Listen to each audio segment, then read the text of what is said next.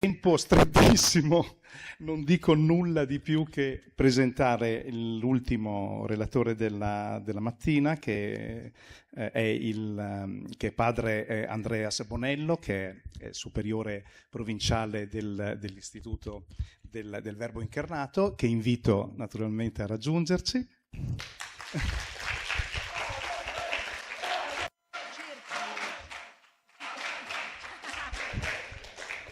Al quale lascio il microfono e scendo anch'io ad ascoltarlo. Come preferisce?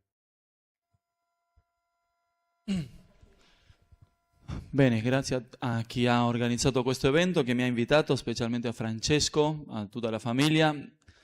È bellissimo per noi venire a Trento, soprattutto per gli amici che abbiamo a Trento e gli amici che abbiamo conosciuti adesso. Purtroppo dovremmo partire appena finisca io, perché domani abbiamo tante attività, però bene, davvero è un'enorme gioia condividere questo incontro e davvero ringrazio a chi l'ha organizzato.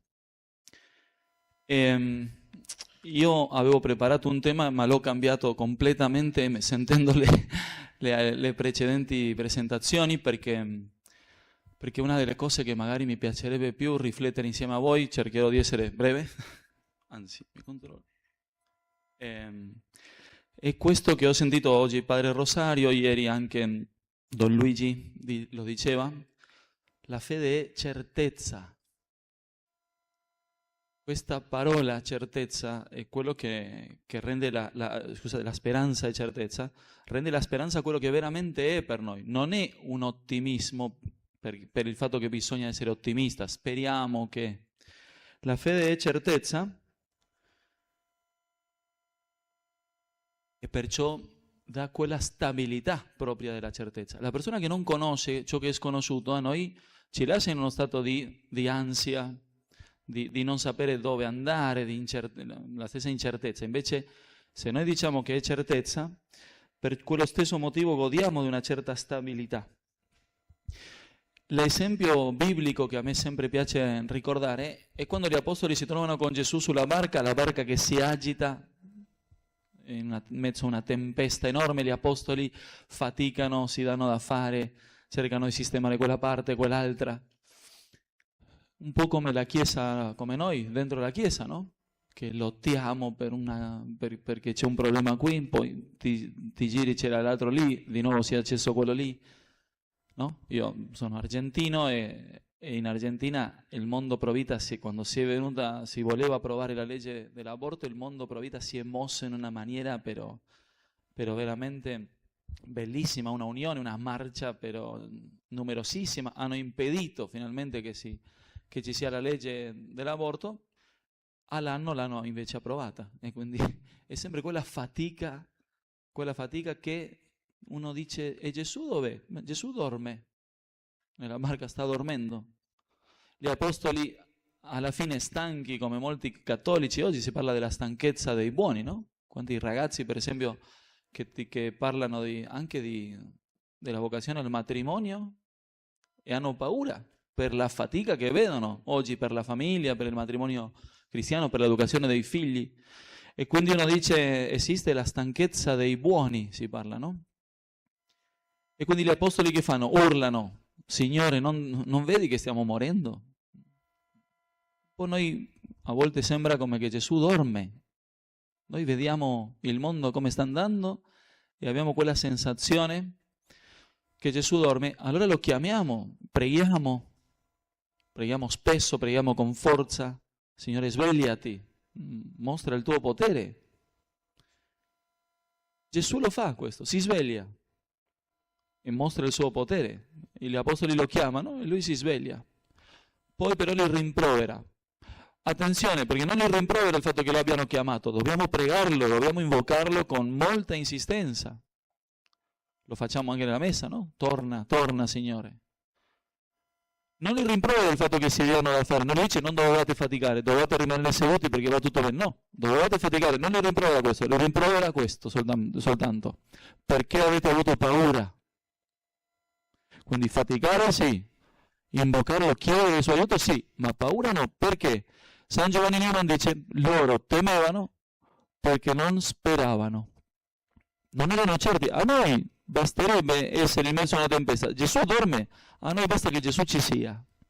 Si sveglierà quando Lui sa, quando Lui decida, quando Lui veda che sia necessario, si sveglierà. A me basta che Gesù ci sia. Quella certezza è quella che fonda la nostra attuale speranza. La domanda è: sono certo che Gesù è presente? Guardate, ci sono solo due possibilità, no? O Gesù è presente o non è presente. Cioè, Dio esiste o non esiste? Che Dio esista un po'? No, non esiste. O esiste o non esiste. Che esista, per esempio, come dicevano, io credo nel Signore, però non so se Lui mi ascolta. Signora, se io lo sto ascoltando, come Dio non l'ascolta? Cioè, se Dio esiste, diciamolo con tutte le conseguenze di affermare la sua esistenza. Se esiste, ascolta. Non può non ascoltare. Cioè, è ridicolo dire che Dio esiste ma non ascolta, no? Bene, queste sono le certezze che noi dobbiamo avere, no? Si racconta, ho sentito la storia, non l'ho letto, di un beato, se non mi sbaglio in inglese, non so come si pronuncia, cioè io già per pronunciare in italiano, io dico buongiorno e la gente mi dice: lei non è italiano, vero? Cioè, solo un saluto così, buongiorno, da dove viene?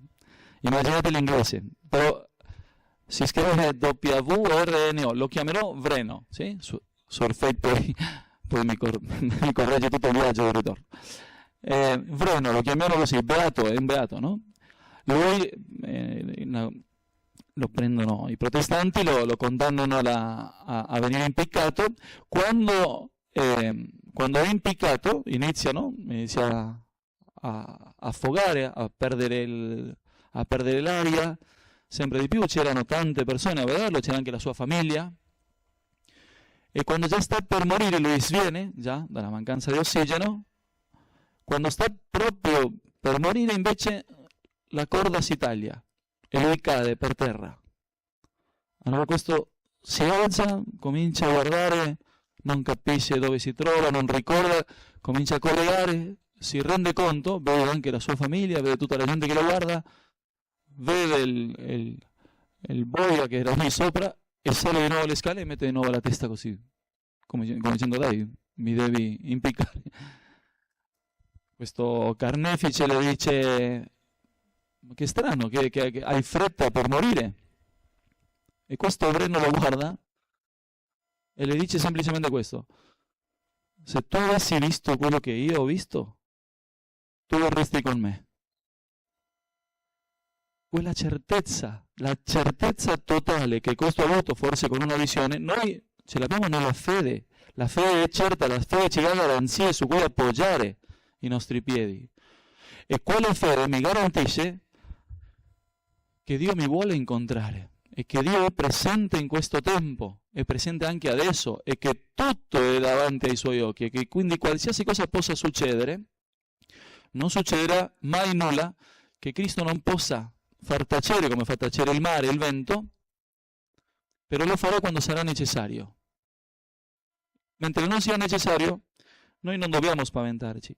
È vero che viviamo in un'epoca dove la certezza deve essere reale, non viviamo in un tempo facile, non dobbiamo essere ottimisti con quel finto ottimismo, dobbiamo avere una speranza fondata, e per essere fondata deve essere reale. Noi dobbiamo ammettere che il nostro tempo va male, no? Noi viviamo un'epoca non di ateismo, dice il padre Cornelio Fabro, un'epoca di antiteismo, cioè non si tratta solo di negare l'esistenza di Dio, ma di combatterla positivamente. E questo non un gruppo, no, ma a livello culturale.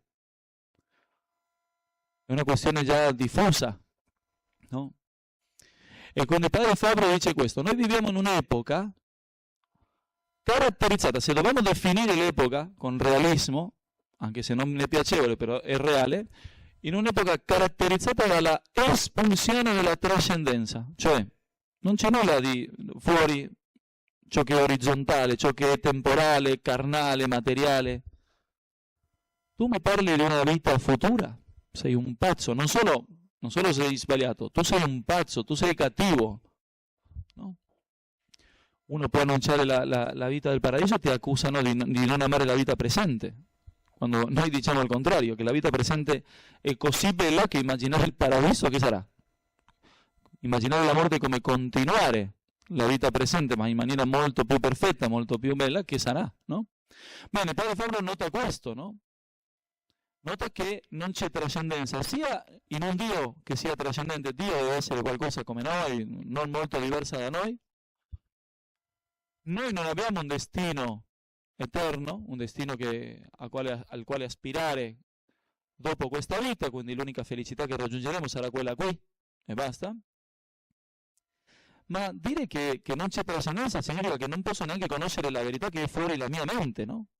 Io non so se questo è un microfono alla fine, no? Tutta la filosofia moderna gioca dentro la propria mente, no? È un gioco mentale, per cui la realtà è quello che io dico che è reale, quindi l'unica realtà che conosco è quella che è in me, non conosco la realtà che è fuori di me, no? Il cardinale Mauro Piacenza diceva, pensate voi la disgrazia che significa questo, no? Che è questo, dice, ad un uomo incapace di conoscere la realtà, lui considerando tutta questa filosofia moderna, che cosa le rimane? Soltanto lo stretto e asfissiante orizzonte delle proprie emozioni, della propria istintività veicolata dalla corporeità.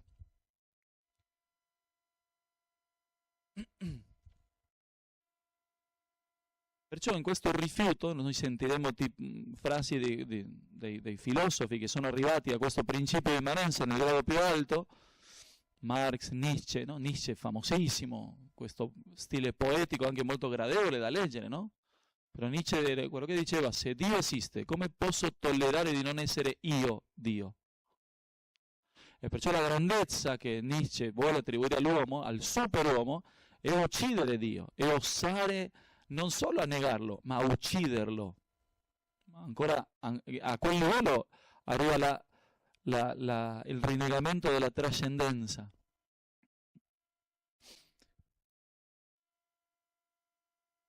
Marx, per esempio, diceva non solo non dobbiamo parlare di Dio, ma non dobbiamo parlare neanche di ateismo. Dio non va nominato neanche per negarlo. Zero. Chi parla di ateismo sta considerando che Dio in qualche modo sia almeno una possibilità, neanche una possibilità, no?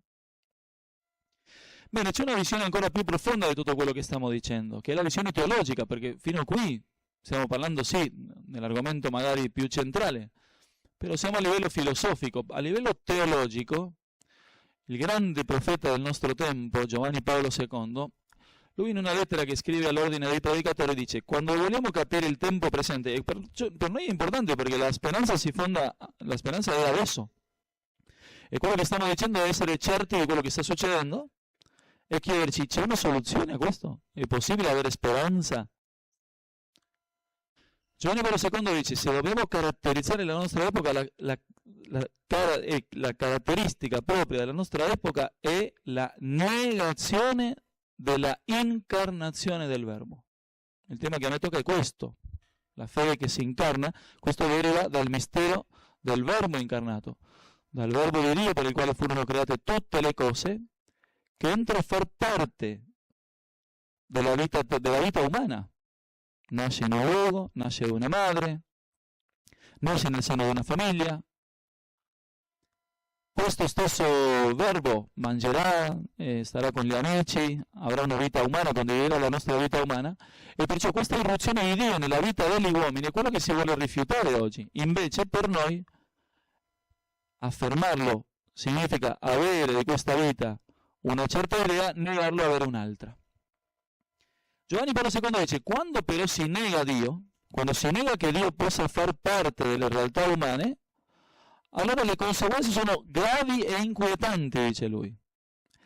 Quali sono le conseguenze di un mondo che rifiuta che Dio possa entrare a far parte della vita dell'uomo, o come dice il titolo, che la fede si incarni, che si veda anche nella realtà umana?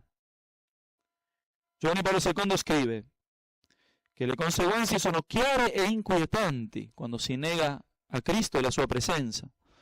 In primo luogo, prima conseguenza, il rapporto dell'individuo con Dio viene considerato esclusivamente personale e privato. Dio viene rimosso dai processi che governano l'attività politica, economica e sociale. Prima conseguenza. Parlerò di altre conseguenze. il fatto di non poter conoscere anche la stessa verità. Lo dicevamo anche a livello filosofico, però anche Giovanni Paolo II lo nota.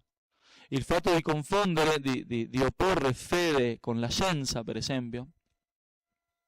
Il fatto di non capire la dignità dell'uomo, anche. Alla fine l'uomo non può conoscere neanche la verità. Perciò, dice Giovanni Paolo II, che quando si esclude o si nega Cristo, la visione della finalità umana si riduce. Qual è lo scopo di una vita umana? È molto ridotto, perciò lo possiamo eliminare. Perciò dice, grazie a questa negazione dell'incarnazione va avanti la cultura della morte. Quindi l'aborto e l'eutanasia sono conseguenze di negare che Dio si è fatto uomo e che anche adesso Dio è presente nella realtà degli uomini. Subentra una sfiducia profonda della ragione e della capacità umana di cogliere la verità. La gioia e la speranza, di cui stiamo parlando, lasciano il posto alla disperazione e alla depressione. La speranza è certa quando io sono certo di dove vado. Se io non so dove vado dopo questa vita, evidentemente, da lì nasce questa disperazione. Bene, parlerà anche del male della infedeltà, della pornografia come causa di questa degradazione, dato che l'uomo non aspira a null'altro se non a quello che è terreno, alla fine la stessa pornografia, la stessa visione degradante della sessualità, quindi la infedeltà nel matrimonio, sono tutti frutti che provengono dalla negazione dell'incarnazione.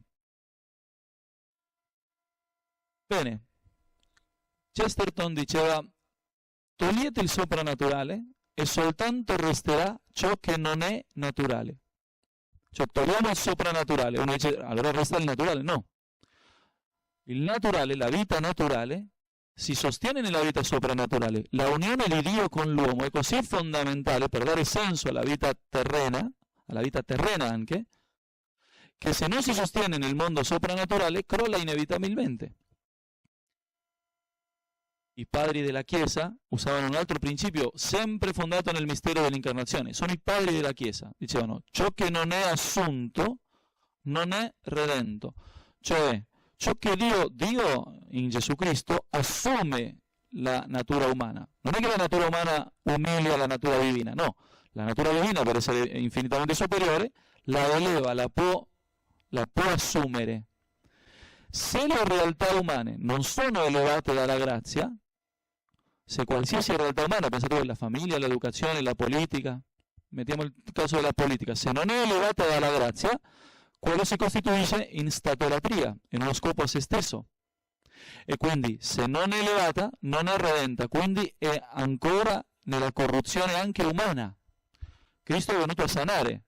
Se Cristo non è presente, allora le realtà non solo non si salvano, ma si degradano anche umanamente. Potrei mettere tantissimi esempi, dico i primi che mi vengono in mente. Sapete, la famiglia, per esempio, no? Uno ricorderà che quando un governo ce l'aveva la morte contro la Chiesa, per mostrare segno di disprezzo si bruciano le chiese, no? In Spagna ancora, adesso che si sta riprendendo questo odio verso la Chiesa, in alcune chiese si scrive, per esempio, brucerete come nel 36. Bellissimo messaggio di umanità. Però poco fa un seminarista mi manda una foto di una chiesa di Venezia, ma davvero preoccupante. Sulla facciata della chiesa scritto bruciamo la famiglia. Da una parte fa piacere che identifichino la chiesa con la famiglia, ma amici miei, la famiglia oggi si parlava così, è la realtà più bella. Dopo Dio non c'è realtà più bella della famiglia. Parliamo di Dio con linguaggio anche familiare, Dio Padre, la Madonna Madre, la Chiesa è Madre, noi siamo fratelli, anche Padre Rosario lo sottolineava. Cioè, prima si inizia con la infedeltà, con il divorzio, adesso bruciamo la famiglia, e lo scrivono nelle chiese. In quanto all'educazione, hanno tolto Dio dall'educazione. E non è che adesso c'è una formazione laica, c'è una formazione che a livello naturale si degrada in una maniera. Noi che abbiamo la grazia di lavorare nell'ambito dell'educazione, uno sente delle cose sempre che davvero va di male in peggio, no? Prima il gender è quasi superato, mi diceva una maestra, oggi non si tratta se i ragazzi non capiscono se sono maschi e femmine, non capiscono se sono umani o animali, ma si fanno anche la domanda. Amparo Medina, che lavorava all'ONU, lei dopo ha avuto una forte conversione, adesso, però lei stessa ha portato avanti l'agenda LGBT, lei mi diceva questo: padre, noi capivamo che se a un ragazzo lo fai dubitare se è maschio o femmina, quel ragazzo non ha più certezze di nulla, perché la cosa più evidente è capirsi, almeno uno, e quindi lo potevi governare facilmente. Quindi, ma adesso neanche quello, se sono un cane, se sono un... Nelle scuole ormai non è che si parla di ateismo, si fanno riti anche satanici, io lo so, non me lo sto immaginando, vi potrei raccontare le cose che mi raccontano. Ciò che non è assunto non è redento, ciò che non è redento è solo, può solo corrompersi. Togliete il soprannaturale e soltanto resterà ciò che non è naturale.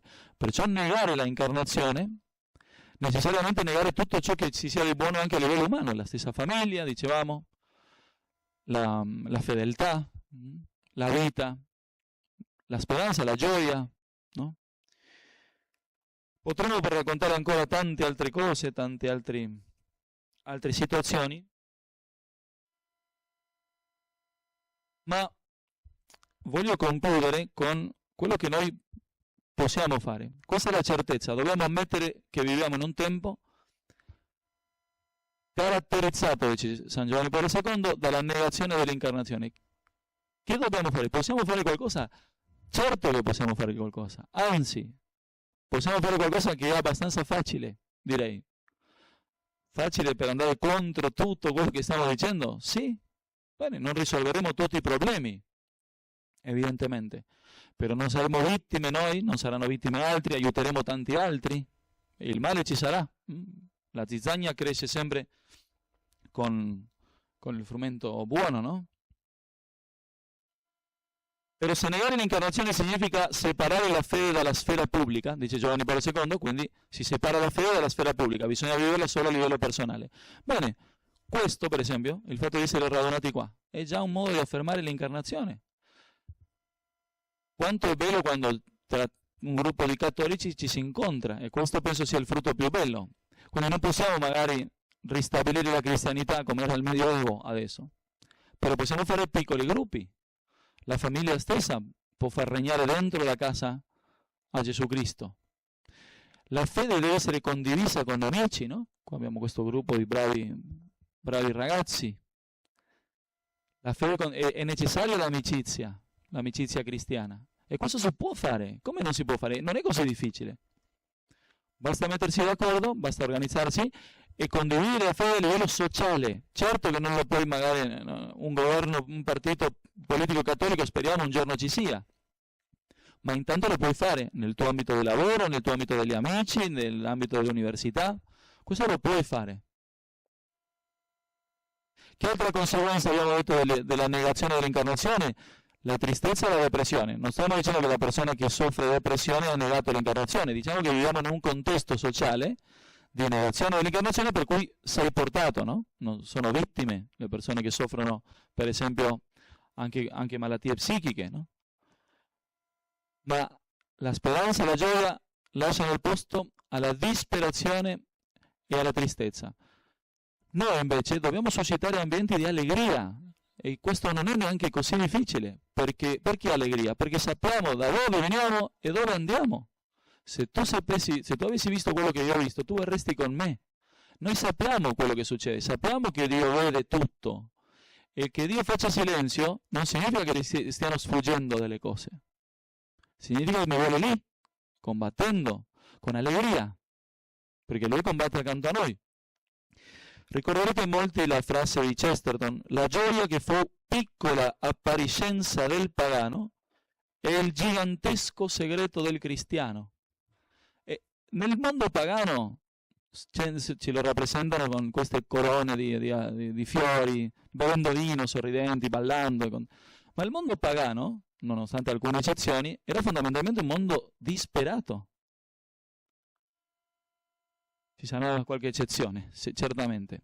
Noi nel mondo pagano certamente attingiamo elementi umani altissimi, di cui veramente la stessa Chiesa assume anche tanti elementi del mondo pagano, perché è come il fiume Meandro, dice un autore, che è così irregolare, così l'acqua è piena di fango, piena di tutta sporca, ma su questo fiume sempre c'è una parte centrale che è di acqua pura. Bene, noi attingiamo da quell'acqua pura, però è un fiume così, no?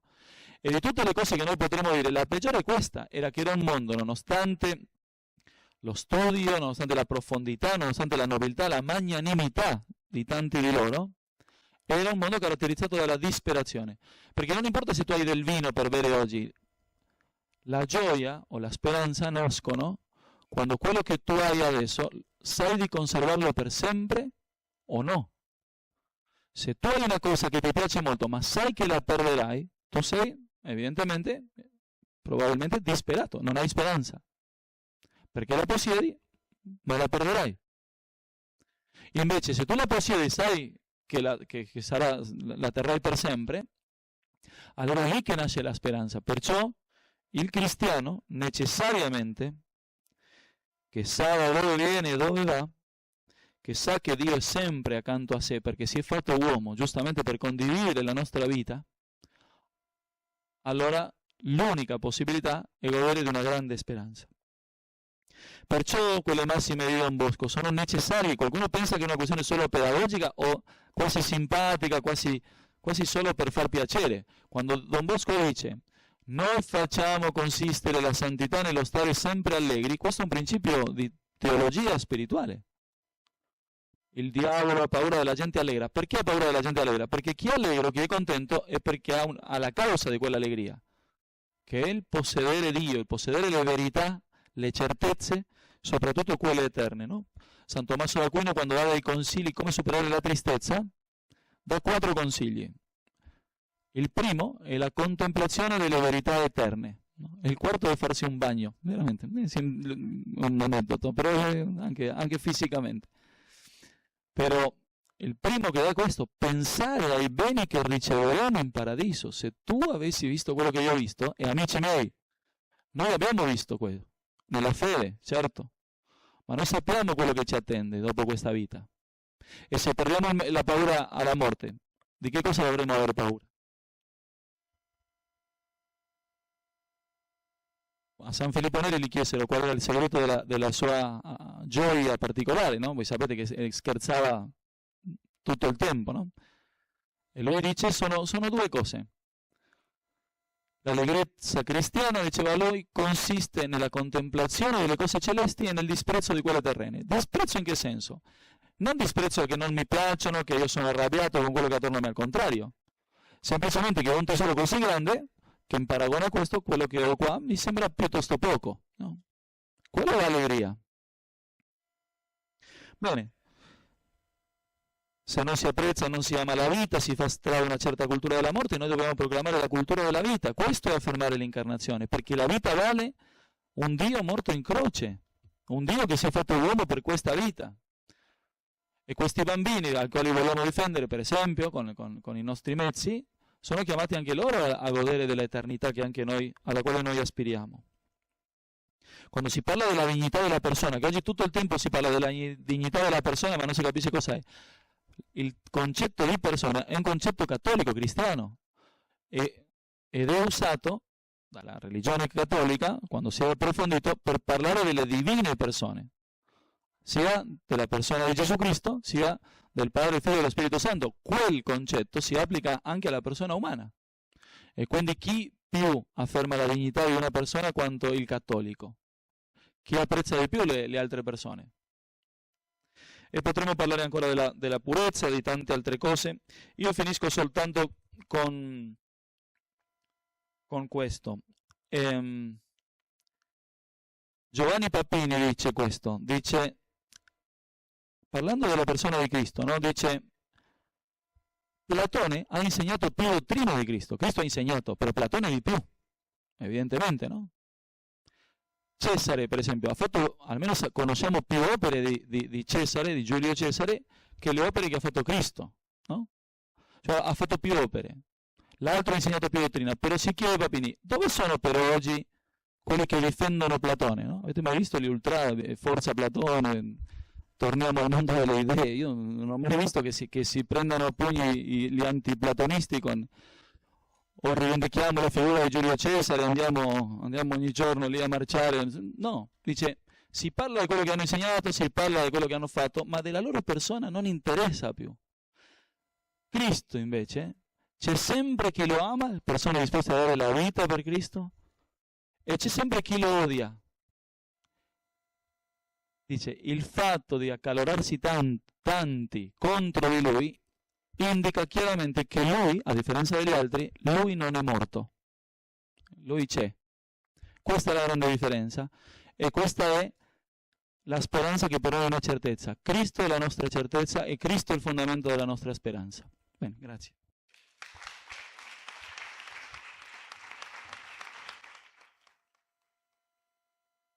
Grazie Padre Andrea. Grazie Padre.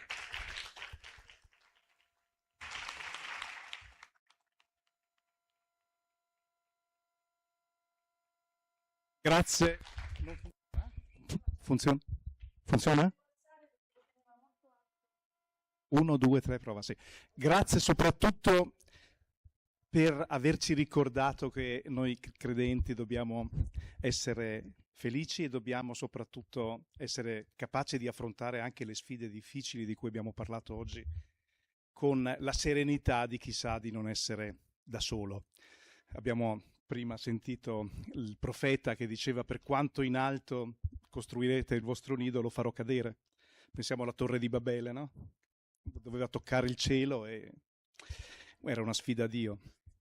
Quindi grazie per averci ricordato questo, e quindi noi terminiamo questa mattina intensa, bella, relazioni, devo dire che ci rimarranno nel cuore oltre che nella mente.